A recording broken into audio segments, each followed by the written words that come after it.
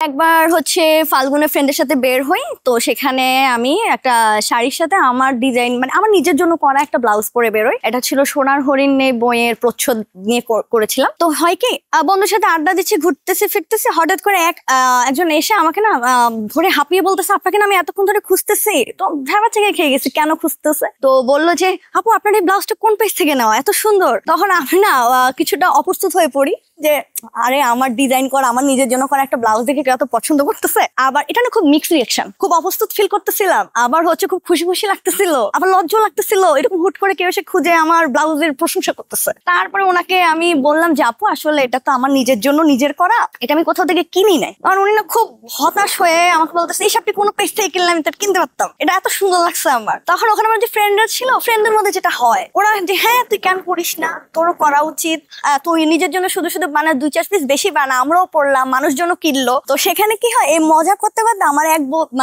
Friend আমার জন্য একটা পেজই খুলে ফেলে, আমার ফোন নিয়ে আমার আইডি দিয়ে সে আমার জন্য একটা পেজ খুলে ফেলে। এবং পেজের নাম কি দিবে তখন আমরা অনেক ভাবি, কিন্তু খুঁজে না পেয়ে আমার নাম দিয়ে ওরা আমার পেজের নাম রেখে দেয় অনন্যা। তো সেখান থেকে আসলে এই পথ চলা। যখন পড়াশোনা করছি নিজের প্র্যাকটিক্যালের জন্য অনেক অনেক ডিজাইন নিয়ে ঘাটাঘাটি করা লাগছে, রিসার্চ করা লাগছে, তখন অনেক কিছু থাকে না মাথায় রয়ে যায়। তো আমার বাংলাদেশের রিক্সা পেইন্ট, রিক্সার পিছনে রিক্সা পেইন্ট, পাশাপাশি রিক্সার পিছনে না কিছু স্যাভেজ টাইপের লাইন থাকে, সিএনজির পেছনে ট্রাকের পিছনে কিছু স্যাভেজ টাইপের লাইন থাকে। আমার মধ্যে আমার এই জিনিসগুলো ভালো লাগে কাজ করতে। আমি অলওয়েজ ভাবতাম যে এই টাইপের জিনিসগুলোকে কিভাবে হচ্ছে থাকে না পোশাকে আনা যায়, কারণ আমি এই টাইপের জিনিস পড়তে চাইতাম কিন্তু পেতাম না পড়ার জন্য, এরকম খুঁজে পেতাম না। পরে হচ্ছে আমি এই জিনিসটাকে আর্ট করে ট্রেসিং এ নিয়ে এমব্রয়ডারি নিয়ে আসি এবং এভাবে আমার ব্লাউজ নিয়ে কাজ করা শুরু হয়। বিজনেস চালানোর ক্ষেত্রে আমি অনেক সমস্যা তো ফেস করেছি। যেমন আমি যে ডিজাইনটা করলাম আমার রুচির সাথে কিন্তু দেশের আর 10 জন যারা আমার কাস্টমার হবে তাদের রুচি মিল থাকতে হবে, আমি তো শুধু ডিজাইন করলেই হবে না। যেমন এই জন্য আমি সময়ে হচ্ছে আমার ডিজাইনে অনেক পরিবর্তন এনেছি। যেমন একটা সময় আমি শুধু কিছু স্যাভেজ লাইন দিয়ে রিক্সা পেইন্ট দিয়ে শুধুমাত্র আমার ডিজাইন গুলো করতাম। এরপরে আমি দেখলাম যে হচ্ছে এইটার কাস্টমার বেস খুবই অল্প, কিছু টিনেজার বা ভার্সিটি পড়ুয়া মেয়ে। এরপরে আমি চিন্তা করলাম তাহলে আমি এটাকে আরেকটু কিভাবে হচ্ছে ছড়াতে পারি, যাতে এগুলোর পাশাপাশি থাকে না চাকরিজীবী, ভার্সিটির টিচার, ডাক্তার, ইঞ্জিনিয়ার, এই ধরনের হচ্ছে লেডিদের কাছে কিভাবে আমার জিনিসটাকে আমি আরো মানে তাদের পছন্দের তালিকায় কিভাবে ঢুকতে পারি। পরে আমি দেখলাম যে ফ্লোরাল ডিজাইন গুলো মানুষ বেশি পছন্দ করছে। তারপর আমি একটা সময় ফ্লোরাল ডিজাইন নিয়ে কাজ করা শুরু করলাম। যেমন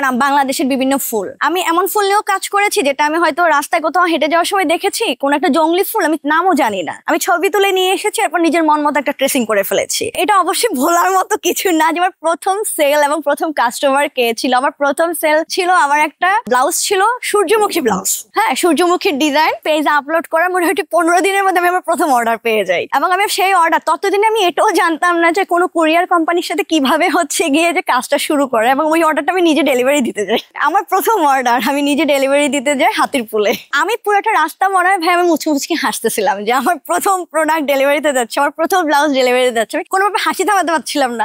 ভাগ্য ভালো তখন কোভিড ছিল, আমার মাস্ক পরা ছিল, আমার খুশিটা আমি লুকায় রাখতে পারছিলাম না। এটা আসলে 2-3 বার মনে হয়েছিল যে বিজনেস এবার ছেড়েই দিব। এটার প্রধান রিজন ছিল কি, ব্লাউজ না খুব ছোট একটা জিনিস, দেখে মনে হয় যে একটা ছোট একটা জিনিস, এইটার দাম কেন এত।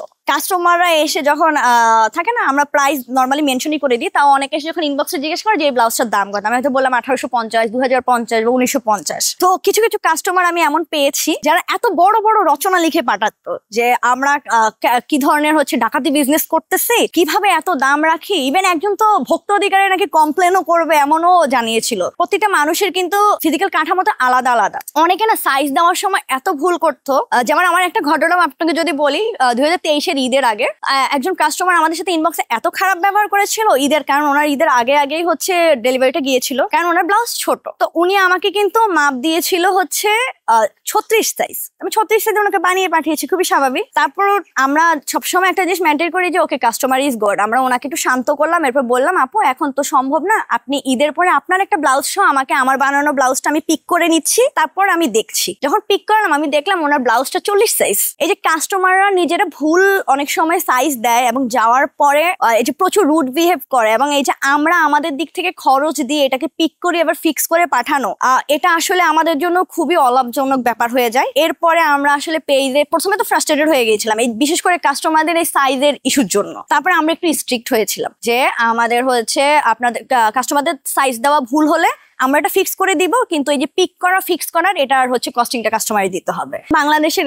কিছু সেলিব্রিটিজ, নাটক ইন্ডাস্ট্রির অনেক সেলিব্রিটিজই হচ্ছে গিয়ে যখন আমাদের কাছে ব্লাউজ অর্ডার দিল, তখন আসলে আমার কাছে মনে হলো যে ওকে, ওনাদের পর্যন্ত আমার ডিজাইনটা পৌঁছেছে এবং ওনারা পছন্দ করে নিজ থেকে অর্ডার দিতে এসেছে, এটা আমার জন্য কিছু বড় প্রাপ্তি। তারপরে আমাদের একটা এক্সিবিশনে বিবি রাসেল আপা হচ্ছে যখন আমার কাজের প্রশংসা করেছিল, তখন আমার মনে হয়েছে হ্যাঁ, আমি একটা পর্যায় পর্যন্ত পৌঁছাতে পেরেছি, এখন আর থামা যাবে না। টু বি অনেস্ট, অনন্যার সাথে যখন পরিচয় হয় আমি ওকে আর্টিস্টিক হিসাবেই আমি অনেক চিন্তাম, ও এরকম ডিজাইনস করতো, বাট পেজটা সচল রাখার জন্য যে পরিমাণ এফোর্টটা ছিল ওর এফোর্টটা আমি দেখতাম না, বাট অনেক ইচ্ছা ছিল। আমি বুঝতাম যে ওর হয়তো ওয়ে আউটটা খুঁজছে যে কিভাবে করবে। সো তখন আমার মনে হচ্ছে আচ্ছা, একটা মানুষ যখন এত এনথুজিয়াজম আছে, এত ইচ্ছা আছে, সো ওয়াই নট। তখনই হচ্ছে ওর সাথে আমি এখানে কাজ করা শুরু করি। ওর সাথে আমার পরিচয় হয় কোভিড এর সময়। তখন আমি পরে যখন আমরা বের হই, আমি মাঝে থেকে ও আমাকে দেখাতো, আচ্ছা এটা কেমন হয়, এটা সুন্দর, এটা কেমন হয়, এটা সুন্দর। তারপর ও দেখতাম হাতে একে ডিজাইন করতো, এবং এত দ্রুত কোনো কিছু ডিজাইন আউটপুট বের করা না আমার চোখে দেখা খুবই কম। প্লাস একবার ওর বাসায় আমি গিয়েছিলাম, তখন দেখলাম যে ওর কাছে অনেক ট্রেসিং পেপার প্রচুর। আমি তখন বললাম ট্রেসিং পেপার দিয়ে কি করো? তারপরে দেখালো অনেকগুলো ট্রেসিং পেপার সবগুলো ট্রেস করে রাখা। তারপর আমি বললাম যে আচ্ছা তাহলে কি